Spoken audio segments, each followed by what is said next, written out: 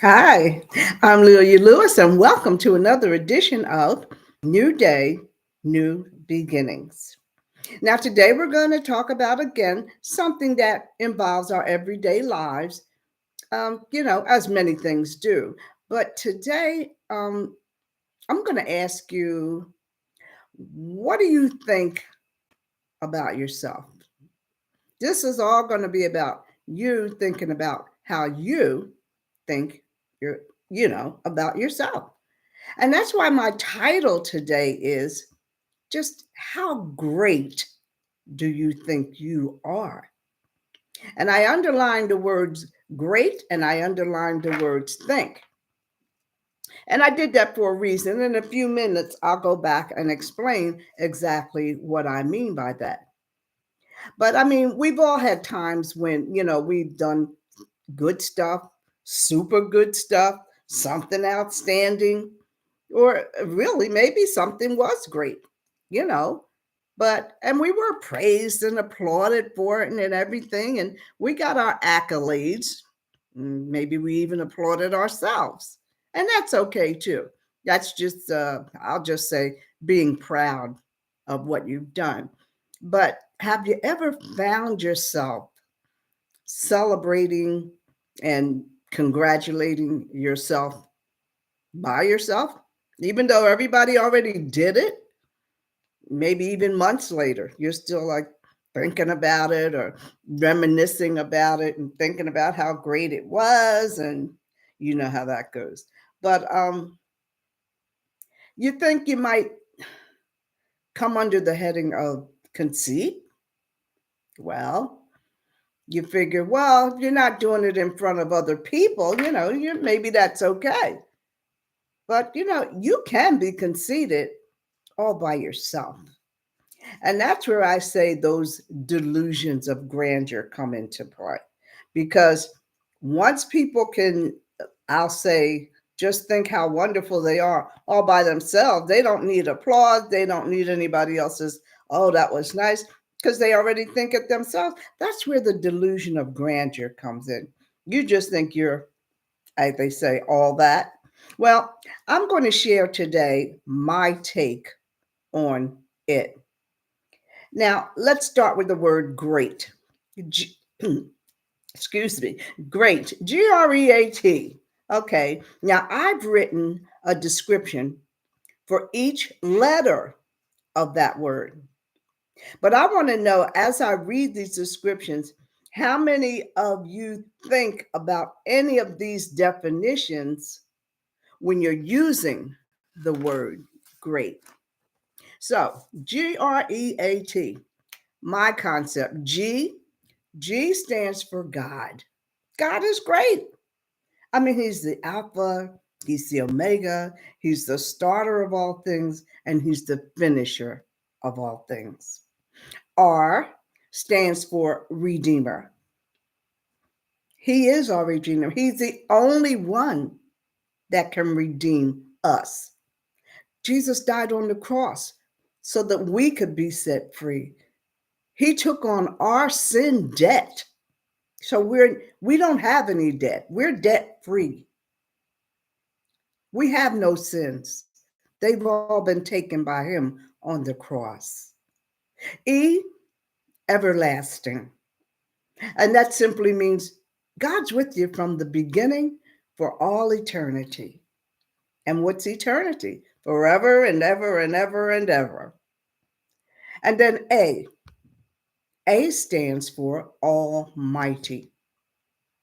Almighty is our Lord. Nobody supersedes him. Nobody can. Nobody can even compare. There is only one Almighty Lord. And the last letter is T, and that's for true, true vine. Jesus is our true vine. And we are what? His branches. Because we couldn't even survive without the trunk, that's the Heavenly Father, and the vine, that's His Son, Jesus Christ. And then here we come, the branches. So there is no true survival without them.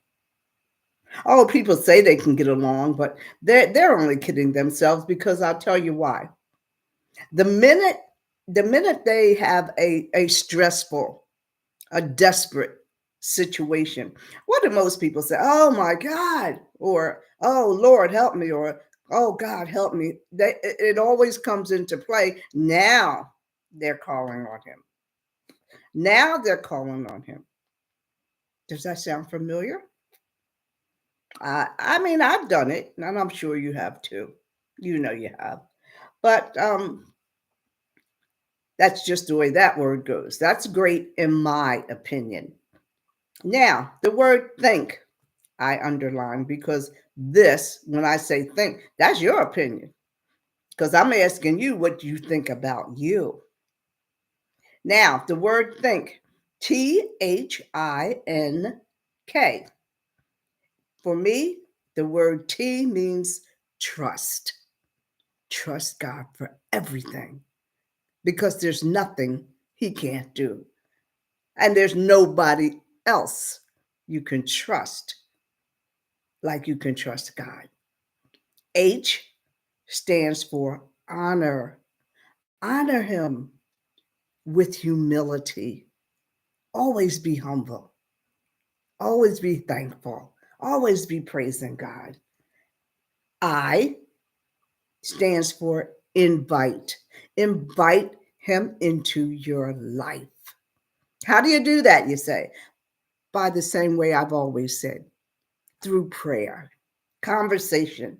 When you invite people into your life, in real life, what do? You start talking to them, you build up a relationship with them. Same thing. When you pray, a prayer is a conversation. So now you're getting to know God.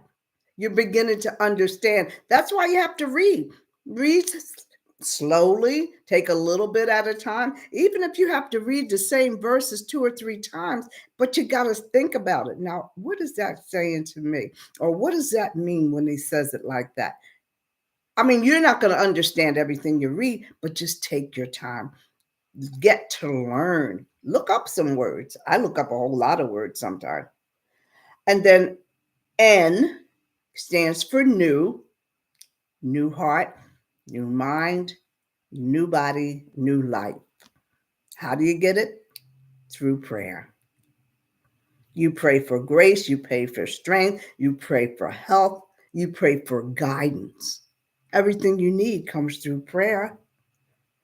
That will give you a new heart and a new mind and a brand new life. New beginning. And the K stands for know. KNOW. Know that there is no other like him. And when I say that, I mean, you don't have to ask, you don't have to listen to somebody else talk about who he is, you don't have to guess, you don't have to wonder. Know it. Know it because think of all the things that you couldn't have handled by yourself, but they got taken care of. Think about all the blessings that you've had in your life already that you know you couldn't have done it by yourself. And when you're thinking about how great you are or whatever you've done, are you thinking about your creator? I mean, who even gave you your talents or your wisdom or your knowledge or your whatever your profession is that makes you so great? And are you focused on the great performance that you did? Or are you thinking about your creator? No, you're thinking about the performance. Oh, you're thinking about your standing ovation and all the accolades you got. And you know what? That reminded me of the movie of the Temptations, the singers, the Temptation, because I thought that was very interesting. Because not only did I enjoy the movie and the music and their talent, because I love the Temptations, I liked everything they sang. You know, I thought it was great.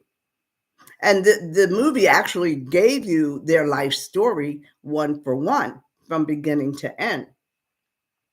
And they as young boys, high school boys, back in the day, back in that time, they sang on the corners. I mean, they got together 4 or 5 of them, however many, and they actually sang. And you know what? They sang pretty good. The harmony was tight, and they had great rhythm, and even the slow songs were smooth and mellow. And this is where most of them got their start, just singing on the street corners.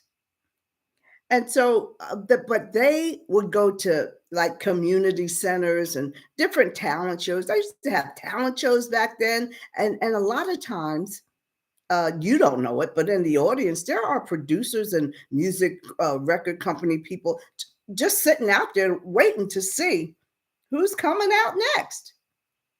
And that's where they got their very first start because Barry Gordy of Motown was in the audience. That's what they do. They come in search of.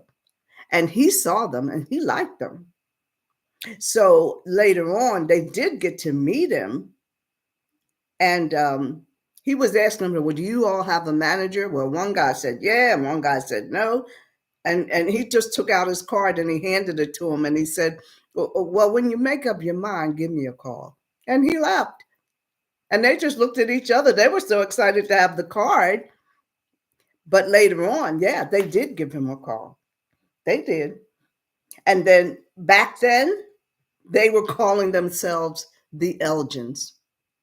And back then, the response they would get when somebody said, well, what's the name of your group? And they would say, the Elgin. And they would say, the people would say, oh, you mean like the watch?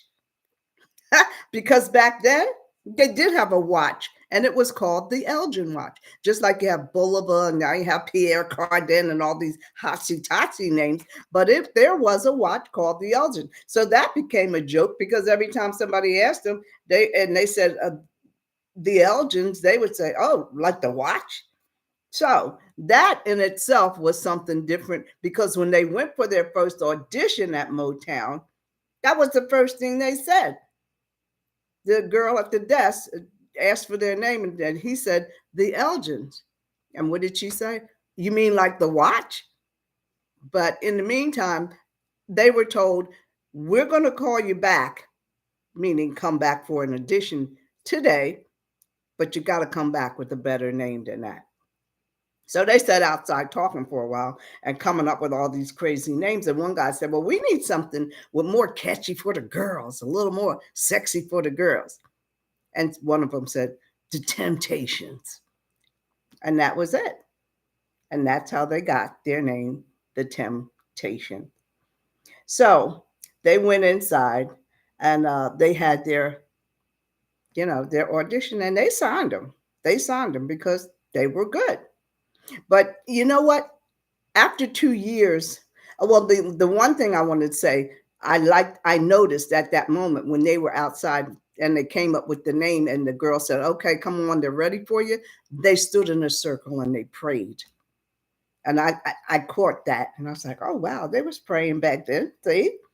So, but after 2 years, they began to get a little discouraged, I'll say, because they had these, you get these big dreams about, oh, now I'm going to be a star. I'm singing with Motown, but nothing was happening for them. They were singing stuff and they had records, but they couldn't get to the chart. They never made the charts. And that was frustrating to them. But after 2 years, and the New Year's Eve, they got to headline a New Year's Eve celebration. And they did. And it was wonderful.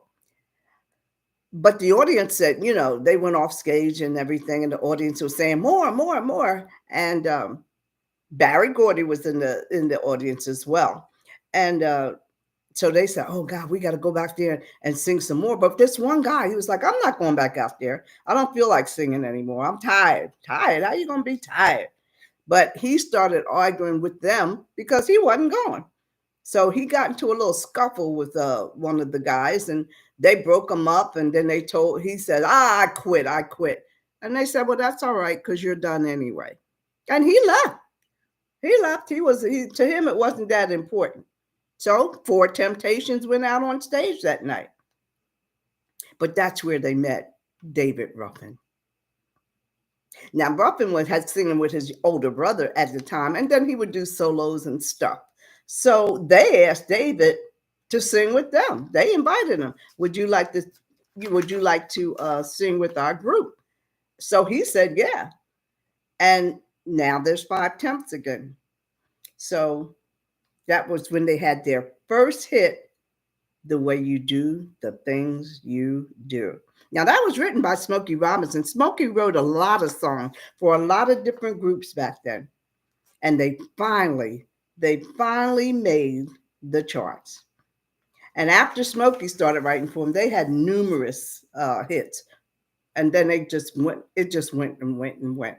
Now I got to bring back when Otis, he was the kind of the leader because he was the spokesperson and he got people in the group and organized. But his father never believed in him. And he kept telling him, why do you keep talking about this singing stuff? You need to come down to the mill, wherever he worked, and get a job and get a real job and stop fooling around, wasting your time. And, his father just didn't believe. But I say all that to say Otis had a whole mindset of he knew what he was doing. He knew what he was supposed to be doing, and he wouldn't let it go. And a lot of times you have to follow your own mind, your own heart, your own dream.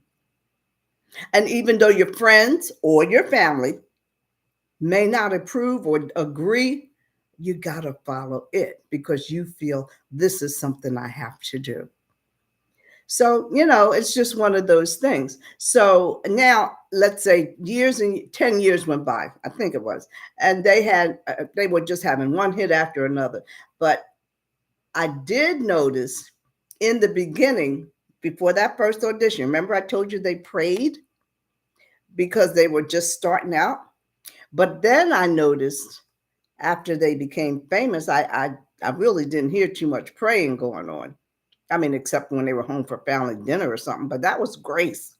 So I'm wondering, did they think that they didn't need it anymore? They didn't need prayer anymore, that they could handle it themselves? Were they too busy? Did they think, I mean, I know they were on the road and they were going here, there, and everywhere, but did they think they were too busy? Or now were they getting too full of themselves?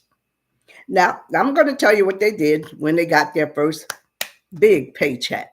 Here's what they all did. Now, they all bought cars. All four of them bought Cadillacs. Two had hardtops, two had convertibles. All of them bought a Cadillac except David Ruffin. Now, notice the difference in him from them. He bought a Rolls Royce and bought or paid for a driver. Now he's considering himself the star. It's all about him. So now he's got to shine above everybody else because everybody already knew they were getting a Cadillac. So he had to go a step higher. He had to hire a driver. Well, Otis, he bought his parents a house and a car. Melvin, he took care of his mother for the rest of her life.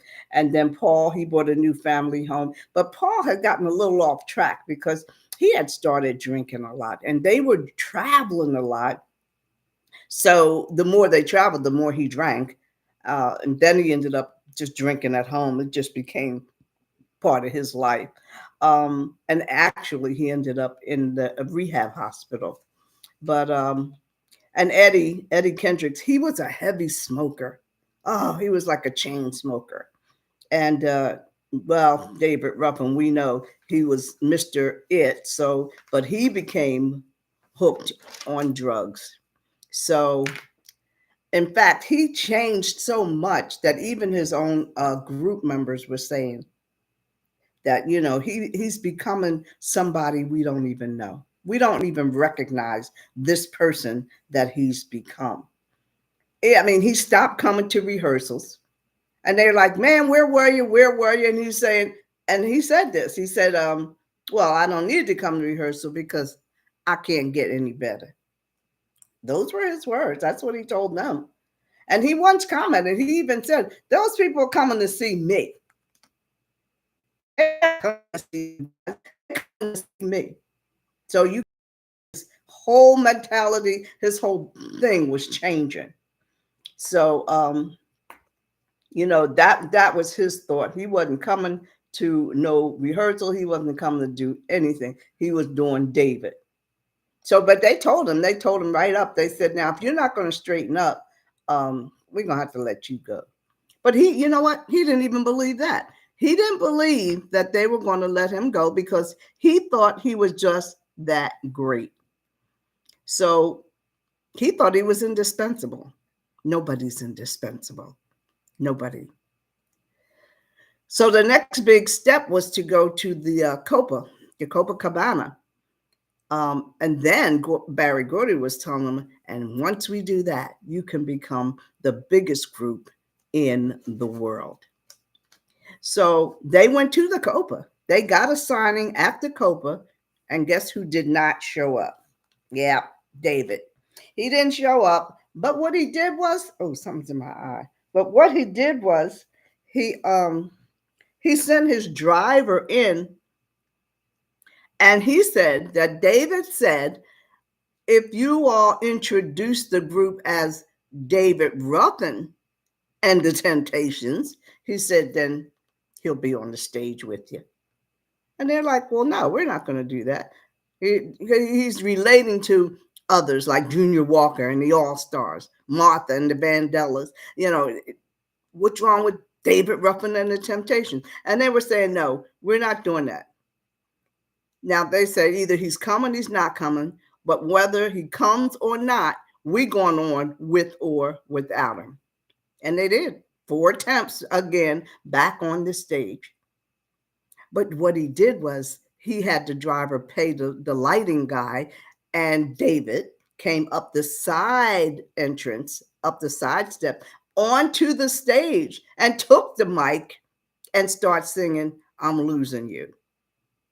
So after that show, the group said, we got to take a vote. Either you're going to keep him like he's acting or he's out. And they took a vote and he was out. So the next day when he came to the studio, the manager handed him a letter of termination. Well, that just set him off. He called them ungrateful. He said they were nothing without him and so forth and so on. So after his release, they got Dennis Edwards, and he sang Cloud 9. But this time they prayed before they went on stage. But guess who showed up? Yes, David Ruffin.